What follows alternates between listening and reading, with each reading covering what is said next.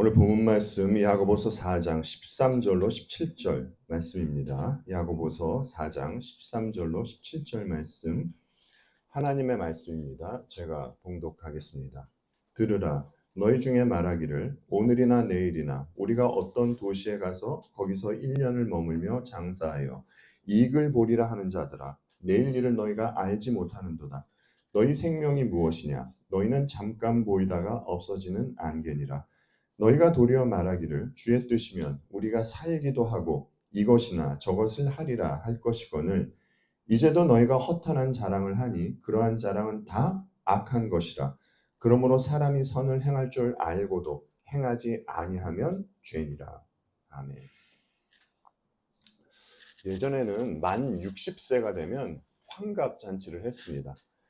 환갑잔치를 한 이유는 사람들의 수명이 짧았기 때문에 60이면 축하받을 일로 여겨져서 그래서 환갑잔치를 했던 것입니다. 그런데 오늘날 환갑잔치를 하면 어떨까요? 아마도 이상한 사람 취급받을 겁니다. 왜냐하면 그만큼 사람들의 수명이 길어졌기 때문이에요. 수명이 길어진 것이 아니라 건강의 질도 높아졌죠. 그래서 이 시대는 100세 시대 이야기를 합니다. 의학도 발달했기 때문에 좋은 음식 먹고 건강관리 잘 하면 100세는 살 수 있다는 것이죠. 사람들은 주어진 시간 동안 건강에 힘을 쓰며 살아야 합니다. 왜냐하면 모든 것이 그러하듯이 육신도 하나님께서 우리들에게 주신 것이기 때문이에요. 하지만 그렇다고 이 세상에서 영원히 살 것처럼 생각해서는 안 되는 것이죠. 우리가 100세를 산다고 가정해 보자고요. 아니 200세를 산다고 가정해 보자고요. 여러분, 이 시간이 긴 시간입니까? 우리가 작년 마지막 날 비 오는 날에 모여서 함께 떡국으로 저녁을 먹고 송구영신 예배한 것이 어제 같습니다. 그런데 여러분, 오늘이 벌써 1월의 마지막 주예요. 다음 주는요 2월 달입니다. 바쁘게 살아가다가 정신을 차려보면 눈 깜빡할 사이에 한 달 지나 있고 1년 지나 있고 몇 년씩 지나가 있는 것, 우리 모두가 느끼는 바일 것이에요. 시간이 지나가는 것은요 인간이 어찌할 수 없는 문제입니다. 죄인의 특성이, 인간은 그것이 무엇이 되었건 자기가 컨트롤하고 싶어 하는 것이에요. 가장 가깝게는 남편, 아내, 자식 모두 자기가 컨트롤하고 싶어 하죠. 요즘에는 자식의 배우자도 부모가 결정을 하고 자식이 갈 대학, 심지어 과까지 부모가 결정한다라고 하더군요. 참 어처구니가 없는 세상이 되었습니다. 이렇게 인간은 전부 자기가 컨트롤하고 싶어 해요. 그런데 그리스도인은 알죠. 나는 컨트롤을 하는 자가 아니라 하나님으로부터 컨트롤을 받아야 하는 자로구나 라는 것을요. 여러분, 이것을 아는 것이 세상적으로 표현을 하자면 어떻게 표현할 수 있을까요? 내 분수를 아는 것입니다.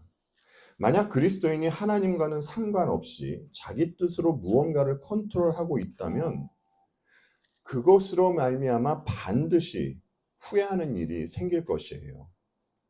하나님은 그리스도인에게 자기 분수를 알게 해주시기 위해서 자기가 한 일에 대해서 후회하게 하시고 돌이키게 하시죠. 인간은 얼마 안 되는 짧은 인생을 살아갑니다. 게다가 그 짧은 인생 속에서 왜 이리 이런저런 그 많은 일들이 생기는지 모릅니다. 잠언 기자가 얘기했죠. 너는 내일 일을 자랑하지 말라. 하루 동안에 무슨 일이 일어날는지 내가 알 수 없음이니라. 우리는요 내일 일만 알 수 없는 것이 아니라 오늘 벌어질 일조차도 모른다는 것이에요. 인간은 한시 앞을 알 수 없습니다. 항상 우리가 경험하듯이 말이죠. 사람에게 무슨 일이 닥칠 때는 갑자기 닥치지 여러분. 언제 어디서 무슨 일이 닥칠 거라 그렇게 예고를 하고 닥치지 않아요. 사람에게 무슨 일이 닥칠 때는 고스란히 그 닥치는 일을 감당할 수밖에 없습니다. 이렇게 인간은 힘이 없는 존재예요. 우리는 이것을 알아야 하는 것입니다. 야고보는 형제들에게 여러분은 잠깐 나타났다가 사라져버리는 안개에 지나지 않습니다. 이렇게 말합니다. 안개는 잠깐 있다가 금방 이제 사라져버리죠. 여러분, 야고보가 형제들에게 왜 이러한 이야기를 했을까요?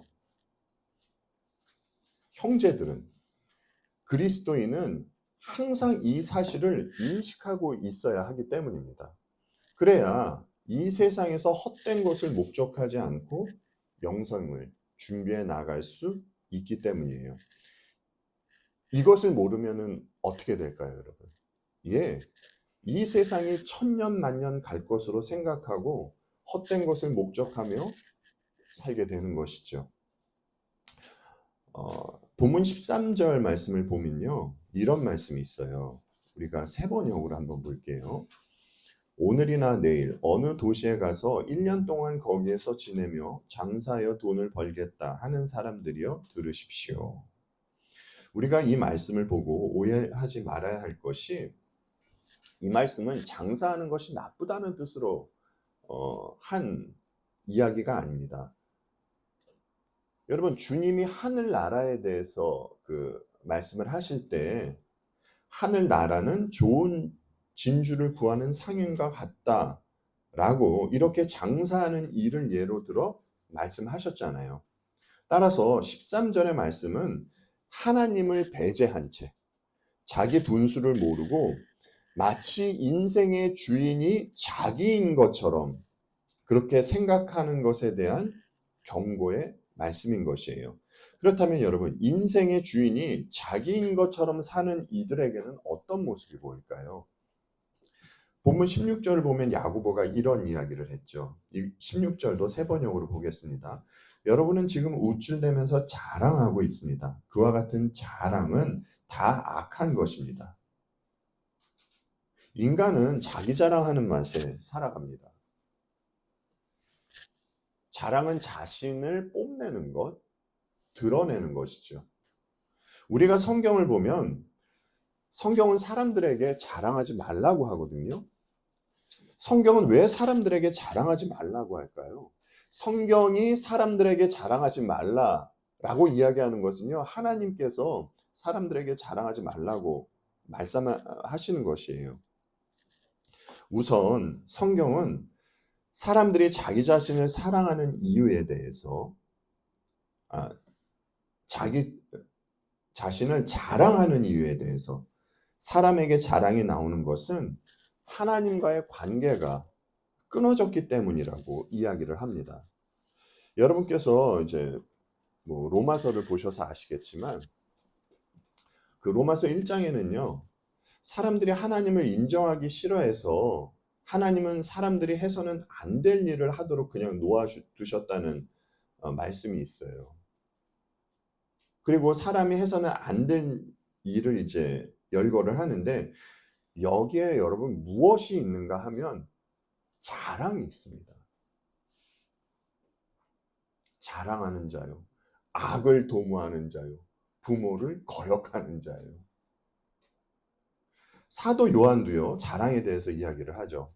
세상에 있는 모든 것, 곧 육체의 욕망과 눈의 욕망과 세상 살림에 대한 자랑은 모두 하늘 아버지에게서 온 것이 아니라 세상에서 온 것이기 때문입니다. 라고 말이죠. 세상 살림에 대한 자랑은 자기 과시예요. 인간에게는요, 이 욕구가 있습니다.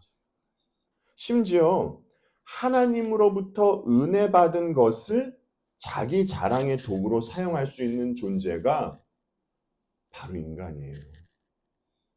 여러분, 남유다의 13대 왕으로서 성전을 정화하고 예배를 회복시킨 왕이 있어요. 이 왕이 누구죠? 예, 히스기야 왕입니다. 히스기야는요, 그래도 구약에서 꽤 신실한 왕 가운데 한 사람으로 꼽히는 왕이에요. 히스기야가 병들어 죽게 되었죠. 하나님은 이사야를 통해서 히스기야가 죽을 것이니 생을 잘 정리하라고 이제 그렇게 이야기를 합니다. 히스기야는 이 소식을 듣고 이제 하나님께 기도를 하고 하나님은 그를 다시 회복시켜 주시죠. 그때에 바벨론 왕이 사절단을 히스기야 왕에게 보내요. 그래서 여러분 히스기야가 어떻게 했죠? 히스기야는 그들에게 무기고 창고 할 것 없이 궁궐을 비롯해서 나라 안에 있는 모든 것을 다 그들에게 보여줍니다. 여러분, 히스기야는 왜 바벨론 사절단에게 나라에 있는 것을 빠짐없이 전부 다 보여줬을까요?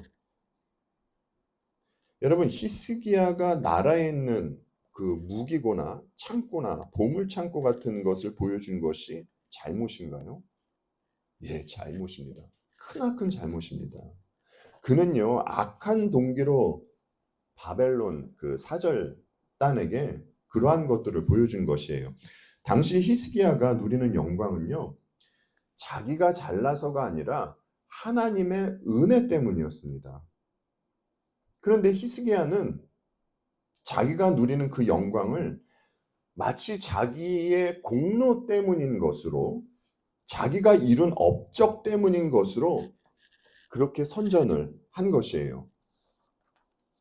그래서 히스기야가 바벨론 사절단에게 자기를 과시하려고 무기고와 창고, 보물이 있는 곳, 이 모든 것을 보여준 것입니다.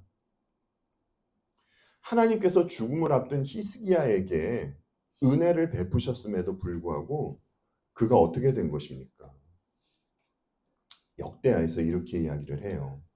그러나 히스기야가 어떠한 마음이라고 그러죠? 교만한 마음으로 받은 바 은혜에 감사하지 않으므로 하나님의 진노가 히스기야와 유다 백성과 예루살렘 주민에게 내렸다.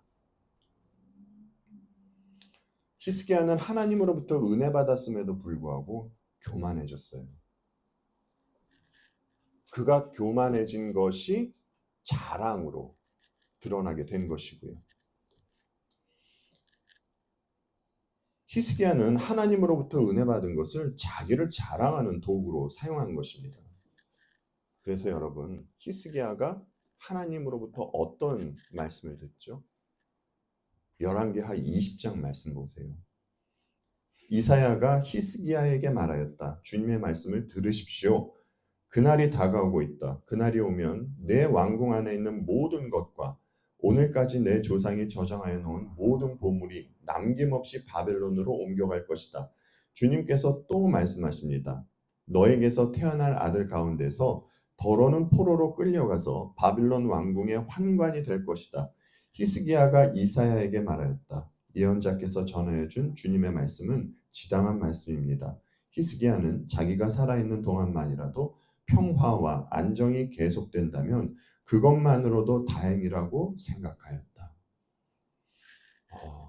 히스기야는 이사야로부터 정말 무서운 말씀을 듣습니다. 히스기야가 사절단에게 자랑한 것이 어떻게 된다고 합니까? 그가 자랑한 그대로 바벨론에게 빼앗기게 된다고 합니다. 뿐만 아니라 바벨론의 포로로 끌려가는 아들도 있게 될 것이라는 말씀까지 듣게 되죠. 여러분, 자기 자랑이 이렇게 무서운 결과를 만들어낸 것이에요. 그런데 여러분, 히스기야가 이 말을 들었을 때 어떤 반응을 보였습니까? 이사야로부터 이 이야기를 들었을 때 그는요, 지당한 말씀으로 들었어요.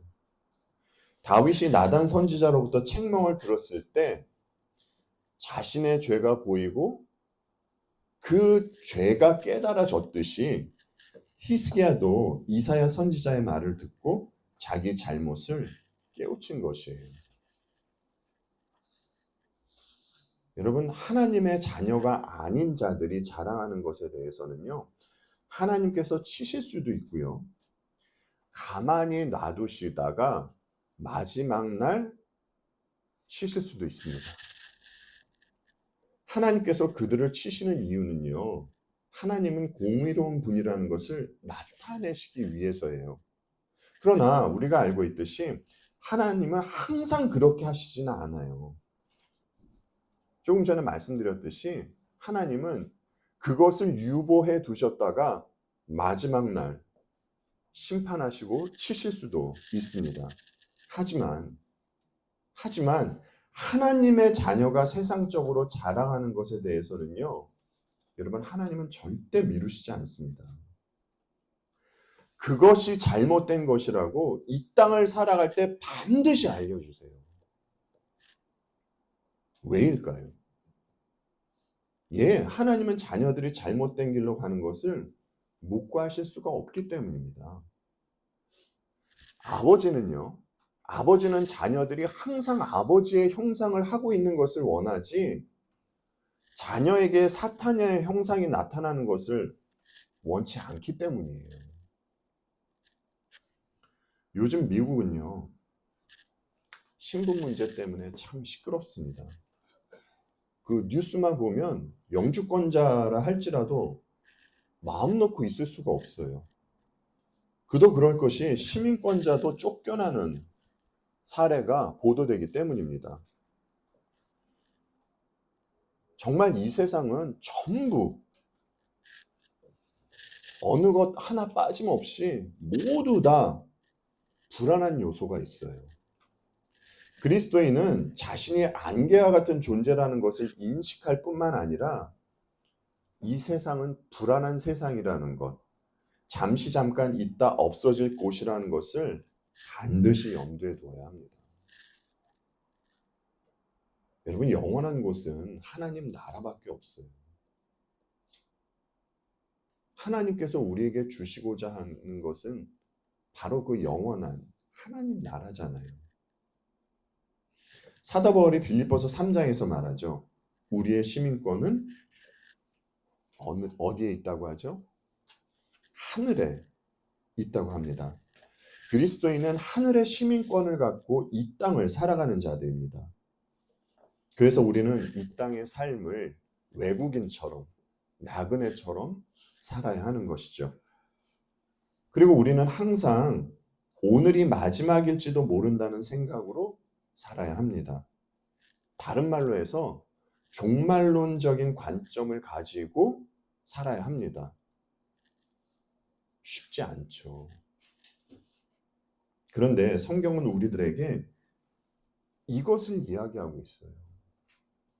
여러분, 우리가 그리스도인이라고 한다면 우리는 성경의 말씀에 이 말씀은 믿고 저 말씀은 안 믿고 말씀을 내 입맛대로 골라서는 안 됩니다. 창세기 1장 1절부터 요한계시록 22장 21절까지 모두 하나님의 말씀으로 믿고 이 말씀에 따라야 하는 것이에요. 따르지 못하면요, 또 회개해야죠. 우리가 따르지 못한다고 그 하나님의 말씀을 변질시켜서 우리 수준으로 끌어내리면 안 되는 것입니다. 자, 그렇다면 여러분, 오늘 본문 15절을요, 세 번역으로 한번 보세요. 15절에서 이렇게 이야기를 하죠. 도리어 여러분은 이렇게 말해야 할 것입니다. 주님께서 원하시면 우리가 살 것이고 또 이런 일이나 저런 일을 할 것이다. 주님께서 원하시면 우리가 살 것이고, 여러분, 이 말을 뒤집으면 어떤 말입니까? 주님께서 원하시면 우리가 부름받을 수도 있다는 것이에요. 여러분, 누가 이 부름에 거절할 수 있습니까? 여러분 중에 이 부름에 거절하실 수 있는 능력이 있는 분 계세요? 이 부름에 거절할 수 있는 사람은요, 아무도 없습니다. 주님이 부르시면 가야 하는 것이에요. 이 땅의 것은 전부 다 놓고요. 한국에서는 이제 사람이 죽으면 상여에 돈을 꽂아줍니다. 이것을 노잣돈이라고 하죠. 죽은 사람이 저승으로 갈 때에 이제 여비로 쓰라는 돈입니다. 그리고 과거 이집트와 같은 나라에서는 이제 또 왕이 죽으면 무덤에 신하나 이제 그 노비를 같이 무덤에 묻었습니다. 왕을 잘 보필하면서 가라고 말이죠. 여러분, 이런 것이요. 이런 것이 얼마나 죄로 말미암는 무지의 소산으로 나오는 행태들입니까? 하나님께서 인간을 부르시면 그 누구도 이 부름에 거절할 수도 없을 뿐더러 그가 이루어 놓은 것 중에 하나라도 가지고 갈 수 있는 것이 없습니다. 그래서 여러분, 어찌 보면요, 죽음처럼 인간에게 공정한 것은 없어요. 우리는 하나님의 자녀로서 하늘의 시민권을 소유한 자로서 나그네와 같이 살다가 아버지께서 부르시면 기쁜 마음으로 우리의 본향으로 가야 하는 것이에요. 그러면 그리스도인은 주어진 하루하루를 어떻게 살아야 합니까? 여러분, 그렇다고요. 그리스도인은 인생의 계획을 세워서는 안 된다라는 뜻으로 드리는 이야기가 아닙니다. 계획을 세우고 열심히 살아야 해요. 하지만 아버지께서 부르시면 기쁜 마음으로 간다는 생각을 가지고 있어야 한다라는 겁니다. 그러면 다시요. 그리스도인은 아버지께서 부르시기 전까지 어떤 삶을 살아야 할까요? 본문 17절 말씀을 3번역으로 다시 볼게요. 그러므로 사람이 해야 할 선한 일이 무엇인지 알면서도 하지 않으면 그것은 그에게 죄가 됩니다. 그리스도인은 자신이 무엇을 해야 하는지 압니다. 왜죠? 그리스도인에게는 성령 하나님께서 함께 하시기 때문이에요. 사도 바울이 얘기했잖아요. 우리가 너무나 잘 알고 있는 말씀이죠. 너희 안에 행하시는 이는 하나님이시니 자기의 기쁘신 뜻을 위하여 너희에게 무엇을 두고 행하게 하시나니라고 하죠.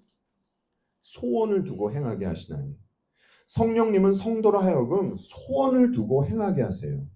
여러분, 이 소원이 어떤 소원입니까?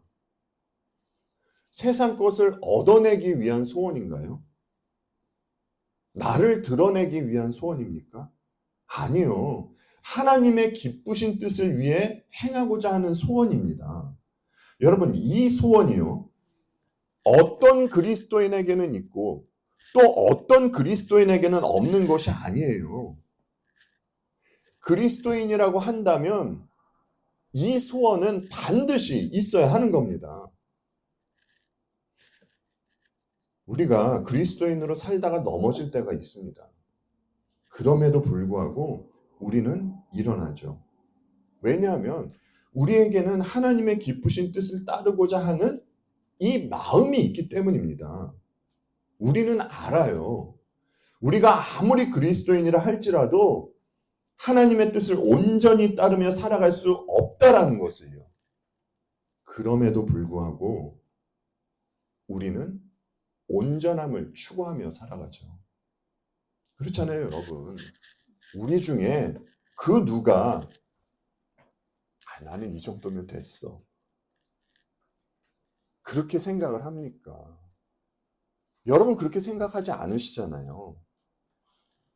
하나님의 자녀로서 항상 부족하고 모자르다고 생각하시잖아요. 예, 우리는 하나님께서 하지 말라는 것 하지 않고 싶어 하고 하나님께서 하라는 것 하고 싶어 합니다. 하나님의 자녀로서 이 생각을 가지고 있는 것은 당연한 것이에요. 그런데 여러분, 우리가 하나님의 뜻을 따르고 싶어 하고 우리가 해야 할 선한 일이 무엇인지 알아요. 알아요. 그런데 아는 것으로만 그치면 그것이 무엇이 된다고 오늘 본문에서 야고보가 이야기하는 것입니까? 예, 죄가 된다고 이야기하는 것이에요. 여러분께서 성경을 많이 보시고 신앙서적도 많이 보시고 하는 것 좋습니다. 너무 좋아요. 오후 성경 공부에도 참석하시는 것 좋습니다. 그런데 삶에서는 아무런 행위도 안 나타나고 그저 아는 것만으로 그치면 그것이 뭐가 된다고요, 여러분? 죄가 된다. 그렇다고 여러분, 성경도 보지 말고 신앙서적도 보지 말고 성경 공부에도 참석하지 말라는 것 아니에요. 이 모든 것을 하면서 그에 걸맞는 행위가 나와야 된다라는 겁니다. 여러분, 우리가 잘 아는 부자 청년을 한번 보자고요. 이 청년이 예수님께 당당히 와가지고 잘난 척하죠. 선생님, 내가 영원한 생명을 얻으려면 무슨 선한 일을 해야 합니까? 주님이 말씀하시죠. 계명 지켜라. 부자 청년이 자기는 계명을 다 지켰다고 하면서 내가 뭐가 더 부족하냐고 예수님께 되묻습니다. 이때 주님이 말씀하세요. 내 소유를 팔아서 가난한 자에게 주고 나를 따라라. 여러분, 주께서 하신 이 말씀을 들은 청년이 어떤 반응을 보였습니까? 마가복음 말씀 보세요. 마가복음 10장 22절 말씀입니다. 그러나 그는 이 말씀 때문에 울상을 짓고 근심하면서 떠나갔다. 그에게는 재산이 많았기 때문이다. 부자 청년은 예수님의 말씀을 듣고 자기가 어떻게 해야 하는지 알았어요. 그런데 청년은 자기가 아는 것으로 말미암은 행위를 보이지는 못했습니다. 여기서 말하고자 하는 것은요. 영생을 얻기 위해서는 자신이 가지고 있는 모든 재산을 팔아야 한다는 것 아니에요, 여러분. 우선은 인간의 힘으로는 영생을 얻을 수 없다는 것과 그리고 주님 외에 그 어떠한 것을 가장 가치 있게 여기고 있는 자는 주님을 따를 수 없다라는 것을 보여주는 것입니다. 여러분, 우리가 이러한 말씀을 보면서 착각하지 말아야 할 것이 이것은요, 꼭 돈하고만 연관된 것이 아니에요. 예수님께서 주님보다 예수님께서 주님보다 부모를 더 사랑하는 자는 주님께 합당하지 않다고 하셨고요. 아들이나 딸을 더 사랑하는 자도 주님께 합당하지 않다고 하셨어요. 그러니까 우리는 꼭 돈이 아니라 주님 외에 주님보다 다른 것을 더 가치 있게 여기고 사랑하면서 부자 청년이 될 수도 있다는 겁니다. 여러분, 주님은 말씀과 성령 하나님을 통해서 우리가 어떻게 살아야 하는지 알려주셨어요. 그래서 여러분은 아십니다. 모르지 않으세요. 그런데 여러분께서 아는 것이 행위로 나오지 않는다? 그것이 죄라는 겁니다. 예, 그리스도인은 주님이 부르시기 전까지 하나님께서 기뻐하시는 선한 일을 하면서 살아야 합니다. 저와 여러분이 그렇게 살아야 해요. 그러니까 야고보는 계속해서 너희에게 믿음이 있니? 진짜 너희에게 믿음이 있어? 그럼 그 믿음을 행위로 보여라. 하고 이렇게 이야기를 하는 겁니다. 인간이 스스로의 힘으로는 하나님의 뜻을 알 수 없습니다. 그런데 우리는 하나님의 뜻을 알아요. 우리가 하나님의 뜻을 아는 것은 하나님으로부터 어떤 새로운 계시를 받아서가 아니라 성경을 통해서입니다. 여러분, 성경이 어떤 책이죠? 바울이 디모데 후서에서 이야기하죠. 모든 성경은 하나님의 감동으로 된 것으로 교훈과 책망과 바르게 함과 의로 교육하기에 유익하니. 하나님은 성경을 통해서 우리가 어떻게 살아야 하는지 알려주셨어요.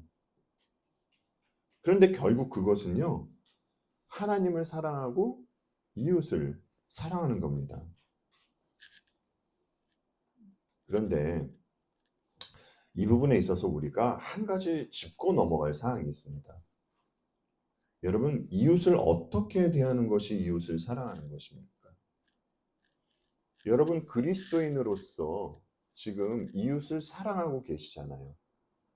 그리고 만약 그 사랑이 나오지 않을 때는 여러분 갈등하시고 하나님 앞에 나아가 무릎 꿇고 회개하고 기도하시잖아요. 여러분, 어떻게 하는 것이 이웃을 사랑하는 것입니까? 우리가 이웃을 사랑하려면요, 지혜가 있어야 돼요. 왜죠? 아까 말씀드렸듯이 인간은요, 상대방을 컨트롤하고 싶어 해요. 그런데 우리는 상대방이 원하는 대로 컨트롤 당해주는 것이 상대방을 사랑하는 것이라고 착각하는 경우가 있습니다. 그리고 컨트롤 하려는 자는 자기 뜻대로 되지 않으면 상대방이 사랑이 없다라는 괴이한 말을 하죠. 아니요. 상대방의 죄성에 순응하는 것이 상대방을 사랑하는 것 절대 아닙니다. 상대방을 사랑한다면 그에게 유익이 되는 것을 해줘야 하는 것이에요. 여러분께서 잘 아시는 고린도전서 13장, 우리가 사랑장이라고 말하는 이 장을 보면 사랑은 진리와 함께 기뻐한다라는 말씀이 있어요. 그러니까 사랑은 진리이신 예수 그리스도와 함께 기뻐한다는 것입니다. 여러분, 주님이 무엇을 기뻐하십니까? 여기서 딱 한 가지만 말씀을 드릴게요. 주님이 누가복음에서 이런 말씀을 하셨어요. 내가 너희에게 말한다. 이와 같이 하늘에서는 회개할 필요가 없는 의인 99보다 회개하는 죄인 한 사람을 두고 더 기뻐할 것이다. 주님은 사람이 자신이 죄인이라는 것을 알고 회개하고 돌이키는 것을 기뻐하세요. 우리는 믿지 않는 이들이 예수 그리스도께로 돌아오도록 하는 것, 이것이 그들을 사랑하는 것입니다. 이것에 힘을 쓰는 것이 정말 그들을 사랑하는 것이에요. 멸망으로 가고 있는 그들을 구원으로 인도하는 것, 이것이야말로 이웃을 사랑하는 겁니다. 그리고 때로는 불신자들 말고요, 그리스도인도 잘못을 할 때가 있어요. 이럴 때 그를 다시금 복음으로 인도하고 바른 길로 인도하는 것, 또 어떠한 그 고통과 힘든 일로 말미암아 좌절하고 있는 그에게 힘을 실어주는 것, 이것이 이웃을 사랑하는 것입니다. 그래서 여러분, 우리가 상대방을 잘 사랑하기 위해서는 지혜가 필요한 것이에요. 그러니까 우리가 사랑하기 위해서도 하나님께 지혜를 구해야 하는 것입니다. 그 시편 119편을 보면 이런 말씀이 있거든요. 시편 기자가 주는 선하사 선을 행하시오니 주의 율례들로 나를 가르치소서, 이렇게 이야기한 대목이 있습니다. 시편 기자가 고백했듯이 하나님은 선한 분이십니다. 여러분, 하나님의 선하심이 가장 잘 드러나는 것이 무엇이죠? 하나님의 구원하심이에요. 구원. 하나님은 구원을 예수 그리스도를 통해서 완성을 하시고 이루셨습니다. 여기에는 우리 주님의 십자가 보혈이 있고요. 우리는 우리에게 구원을 주시려고 우리를 사랑하셔서 십자가를 지신 예수 그리스도와 함께하는 자들이에요. 선하고 선을 행하신 분과 함께하는 자들이라는 것입니다. 우리가 진심으로 주님이 우리와 함께한다는 것을 믿는다면 우리에게는 이러한 모습이 나와야 하는 것이에요. 베드로전서 3장 말씀입니다. 마지막으로 말합니다. 여러분은 모두 한 마음을 품으며 서로 동정하며 서로 사랑하며 자비로우며 겸손하십시오. 악을 악으로 갚거나 모욕을 모욕으로 갚지 말고 복을 빌어 주십시오. 여러분으로 하여금 복을 상속받게 하시려고 하나님께서 여러분을 부르셨습니다. 그리스도인은 선한 일을 해서 하나님의 자녀가 되는 것 아니죠. 이미 하나님의 자녀이기 때문에 선한 일을 하는 겁니다. 그리스도인은 복을 받기 위해서 상대방에게 복을 빌어주는 것 아닙니다. 이미 복을 받은 자들이기 때문에 상대방에게 복을 빌어줄 수 있는 것이에요. 야고보가 얘기하듯이 인간의 인생은 안개와 같습니다.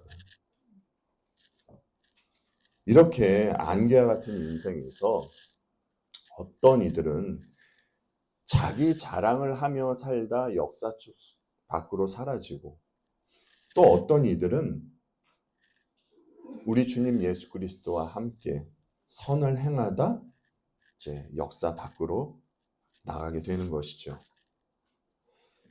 성경은 우리가 하나님의 자녀라면 무엇이 선인지 알아야 하고 선을 행해야 한다라고 그렇게 분명히 이야기합니다. 여러분, 아는 것으로만 그치면 안 됩니다.